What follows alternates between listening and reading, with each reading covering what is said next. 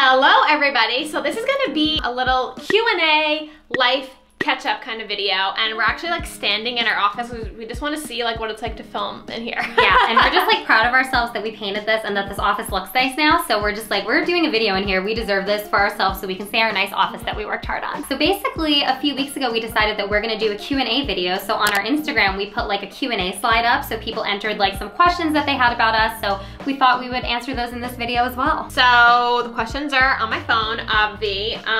So we're just gonna go through. Basically, we decided that we are just gonna chat with y'all. We are about to go on our trip, which is really exciting. It's literally the day before, and we are going to still have to pack after this, but whatever. Okay, so the first question is, how did you meet? Love following you, by the way. Everyone always asks us this question. I feel like we've answered it a lot, but I guess when we just keep getting new followers, they probably just don't know the story. But we actually met at a lesbian bar in New York City on Pride in 2015, which is kind of crazy. Yeah, we basically I approached Shanna. We were at Cubby Hole in New York City, if you know that bar. So that's where we met. I approached Shanna, I talked to her for a little while, and then I had to leave and we exchanged Instagrams, and then basically 6 months later we started dating. Also, we actually made an entire video with more details of the story of how we met, so if you want to see, or if you want to hear the story of how we met with all of our details and memories, you can check that out down below. I'll leave the link. Okay, next question is, how many relationships have you been in before meeting each other?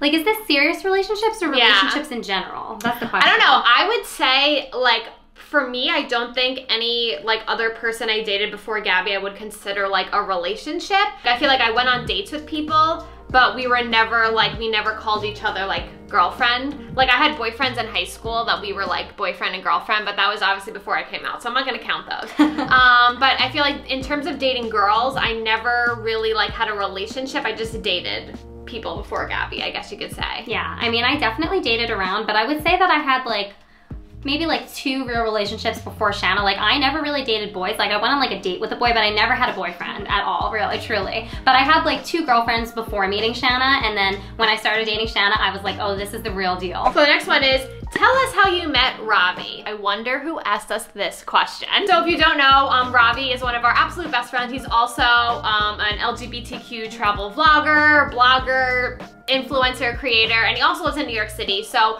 we met him probably about 3 years ago. I think it's more now. In 2019, so 2022, 3. Yeah, 3 years. Oh my God, it feels like so much more. The fact that it's only been 3 years is really weird. That's so weird, when you're close with somebody and you're like, wait, it's only been 3 years since we met? Wow. So we met him about 3 years ago. IGLTA, which is the International Lesbian Gay Travel Association, had their convention in New York City that year. So that was our first time going. Ravi had already been before, and we met him at one of the parties for that convention, but we had been following each other for a while, so that was just the first time we met in person, and I feel like we instantly clicked with Ravi. He's just an amazing person. He's super funny, super outgoing, it's just the best time ever. So I think we just clicked right away, and we just started hanging out in New York because we all live here, and now we're BFFs. Next question, have you ever dated boys? Cry face emoji. I feel like we just lightly touched on Yeah, this. lightly. I mean, yes, I dated boys in high school, very briefly. I had boyfriends here and there, but I never wanted to kiss them, I never wanted to hold their hands, and basically all of my relationships in high school ended because I just didn't want to do anything with the boys. And then once I was a little bit older and I still wasn't sure if I was gay at this point, I would kiss boys when we were out and stuff, but I never would date them or really go any farther than kissing. That was the limit. I mean, I feel in honesty, Shanna dated more boys than I did. I kind of I never have really had a boyfriend.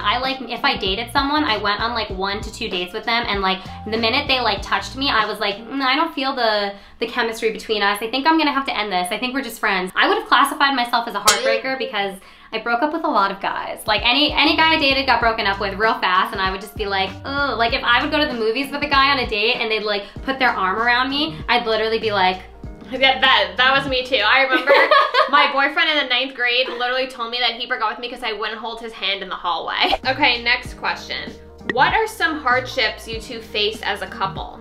Ooh, that's a good question. Hardships, okay. One thing that sticks out is us both being broke towards the beginning of our relationship. When we first moved into this apartment, we basically used all of our savings to be able to afford this apartment. Not that it's super expensive, just more because we're both freelancers, we had to put a lot of money down so that the people who own the apartment building would know that like we were gonna pay our rent on time and things like that, which is very difficult when you're a freelancer. Even if you're trying to buy a house or something, it's just, you're not doing the status quo, and banks and all these big companies just don't trust you. So we had to put a lot of money down to be able to afford this apartment, and that kind of cleared both of us out of all of our savings. And it was really difficult because we were both freelancing at that time. We still wanted to travel, but we still needed to like pay our rent and eat food and furnish the apartment and all this stuff. So I think we made it work and we got through it. And I wouldn't say that like we fought necessarily, it was just like a difficult time. Yeah, like it wasn't like, in our lives. I would say it didn't make us actually fight with each other. Like we were in it together, but it was more like, it was really like stressful. There was a lot of like really stressful times where we needed to ask for help or needed to take extra jobs, or we're like, oh, will this come in? Or like, are we not gonna pay the rent this month? Like what's happening? So I feel like once we got through like that period and things got a little bit better for us, like life has been way less stressful. Yeah, I think there's like, you know, there's things that Gabby and I say like are constant things that we argue about or disagree about that just keep coming up in our relationship, and they probably will never change because we're two different people who see things differently and have different needs and different wants. But like I think the most important thing at the end of the day is just to understand your partner, to listen to them, and to try your best to work on it, even if like you can't exactly change exactly what they want, just knowing that like, okay, doing this will make them feel better, even if I can't fully change what I'm doing. Yeah. Like that's the best thing you could do. Would y'all ever consider moving away from NYC as a home base? This is so hard because I feel like we truly don't know the answer. I don't know. We really love New York. Our families are here, but at the same time, we have, of course, we have aspirations to maybe like live somewhere else for 6 months, or like have a second place that we rent or own or something, and then we can like travel there for part of the year and be here for part of the year. But like, I don't know if I envision us ever fully leaving New York like 12 months out of the year. Ugh, I don't know. Yeah, I feel like for us, we talk about this all the time on our YouTube channel. We are city people. Like we were both basically like raised either in New York City or right outside of New York City. Like the city is where we feel the most comfortable, and any other city we've ever been to hasn't ever compared to New York City for us. Like it's not like we didn't like it or we didn't think it was beautiful, we just could never see ourselves living in other cities that we've traveled to. Like New York for us still feels like home. It is expensive to live here. There are, you know, pros and cons like there is with any city, but I think for us, at least right now, I don't think we would ever permanently leave New York as a home base. Obviously things could change, and we're also very spontaneous and we'll just do things on a whim, but I feel like based on right now, I don't think so. The next question is, when's a time either of you have gotten jealous and how was it handled? I mean, I would say I don't get jealous. Like I'm just not that kind of person. I don't really get jealous about anyone or anything, like not even just in my relationship. Like I just don't think I'm a jealous person, so I don't think I've ever been jealous. Maybe Gabby has a different perspective, but I don't think I've ever been jealous. I do think that there was a time back when Shanna and I were both freelancing, not doing 27 travels, and she would do a lot of like film jobs, and they were very like random hours, and maybe that would be the only time that I got jealous, but I also don't know if I would say that I was jealous. Like, I mean, that's the closest thing to jealous that I've been, just because I felt like, oh, like I wasn't seeing her a lot, and like when she was working, of course she was really busy, so I wouldn't hear from her very often, and I mean, that's the closest thing I did to getting jealous, and I actually wouldn't say that I handled it the best. I think if that situation was played out now, like almost 7 years into our relationship, I would handle it way better than I did when we were like 2 years together. I also think like in a general sense, like if the question is like, are we jealous of like other people or something in our relationship? The answer for both of us is no. I don't get jealous of that. Like we're very secure in our relationship. I think that Shanna and I really, really trust each other. Like I trust that if Shanna goes out, nothing's gonna happen. And like I just trust her. I like, there's no reason for me not to, right? And I think that when it comes to jealousy, maybe if you're really jealous of your partner, you don't 100% trust them. And maybe you need to work on like some trust issues with your partner versus like actually being jealous, because I think like part of the reason I don't get jealous is because I absolutely trust Shanna. Like I trust that she isn't texting someone or flirting with them or doing something that would bother me. Like I just know she's not, so I don't know. It definitely is a trust thing. Places to avoid in New York. Ooh, actually we were just like credited on a Huffington Post article, mistakes tourists make in New York City, so I'll link that down below. Try and not just to stay in Manhattan, like, yeah, there's a lot of amazing things in Manhattan. You're gonna want to see the things there, especially if it's your first time. But like all the other boroughs of New York City offer a lot of amazing things too. Like in Brooklyn, like we always say, like we love going to Red Hook and you could see the Statue of Liberty like super close up on land. Like probably the best view on land of Statue of Liberty is in Brooklyn. Like Dumbo in Brooklyn has amazing views of the bridges and views of New York City. I think if you've never been here, you should go everywhere once. But when I say once, like I really mean once. I mean, like if you're gonna go to a Broadway show, go to Times Square. But if not, you don't need to be in Times Square. Like see it, get your moment, have that experience. But then like if you're staying in Times Square, that's completely unnecessary. I would say that that is an area to avoid. I feel the same way a little bit about Union Square. It's like if you're a student and you're in that area, it's great, like I was, but if you're just like visiting, like I don't think you need to like hover around that area. There's really no reason. Places like Coney Island are amazing and like super New York. Like Astoria in Queens, I used to live there. Like it has an amazing park. Like I just think in general, like think broader than Manhattan. Yeah, like I'm not gonna speak for my borough here, but Brooklyn is amazing. And if you come to New York and you never go to a borough other than Manhattan, like if you literally never go to Brooklyn or Queens, you're missing out. Bronx. Or the Bronx. Brooklyn, Queens, the Bronx, you are literally missing out. You're missing a whole part of New York that you're not seeing. But don't go to Staten Island. But you can, unnecessary. You can skip Staten Island. Advice for dealing with homophobic parents. I mean, I feel like it's different for every situation. It obviously depends on you and your parents' relationship. Like, for me, I wouldn't say that like my family is necessarily homophobic, but I would say that they don't fully support and or understand me being queer.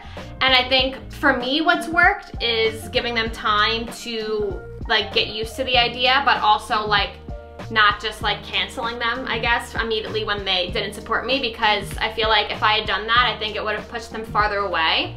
Versus now, like after me being out for like 6-7 years to all my family, like I think now they kind of understand it more and they see that I'm actually happy and that this is real and it's not just a phase or something I'm choosing. Like I think that they kind of understand it more, even if they don't fully support me. But obviously in every situation that might not work. Like maybe you could talk to your parents all day, every day, and maybe they still don't understand. So I think it just depends on what works for you and what works for the situation. Yeah, I would say time worked for me, and I feel like that's all I can really say. Yeah, of course that's really frustrating to be in that situation and feel like you're not supported, and that, but you still want to have a relationship with your family. So I mean, I think what's good about what Shanna does is like she doesn't really like hide who she is whatsoever. She's just like honest about it, like, okay, I'm bringing my girlfriend over, like, okay, like we're going here, whatever. But at the same time that like she doesn't like force her opinions on them, and I think that it helps them to kind of like get used to it and realize like, oh, this is normal, like, okay, like that's just Shanna's girlfriend, yeah, whatever. And like over time that has helped a lot, I think. But yeah, like Shanna said, this is a per case situation. It totally depends on what your situation is, on what you should really do, and on also how you feel and how you're being treated by those family members. Yeah, I think also for me something that helps is like when I go see my family, I don't stay very long. Like I'll go for like a few hours and then I'll go back home. So I think maybe like limiting your time with the people who are either being homophobic or not understanding you might help, because maybe if you feel like you still want to be a part of their lives but they're just not getting it, like you see them for a little bit and then you can go back to like your safe space. Yeah, or like maybe if you're visiting your family, you don't stay over at their house for a week, you know, maybe you rent like, an Airbnb or something like that. Yeah, something where whenever you feel uncomfortable, you can leave and be in a safe space. I think that that is really, really important, is to have your safe space where you feel like you can be yourself and you can like not have to worry about having that in your face all the time. Last question. If you had to cast a Patronus, what memory would you choose? Well, one, we do know what our Patronuses are, yes, so we can share that. We have done Pottermore. Mine is an Aussie cat, or it's basically like a house, it looks like a house cat, I guess. And mine is the dog with the floppy ears. What's it called? Wait, Patronus dog, BRB. I have to look it up because I know what it is, but I don't remember what it's called. Oh, I'm a Basset Hound. I remember now. Yeah. I didn't find it on my phone, but I know that I got Basset Hound as my Patronus, which is weird because I'm the biggest cat person ever, but I get a floopy dog. But what memory? You have to think of like a positive memory, right? I don't remember how it works in the movies, so.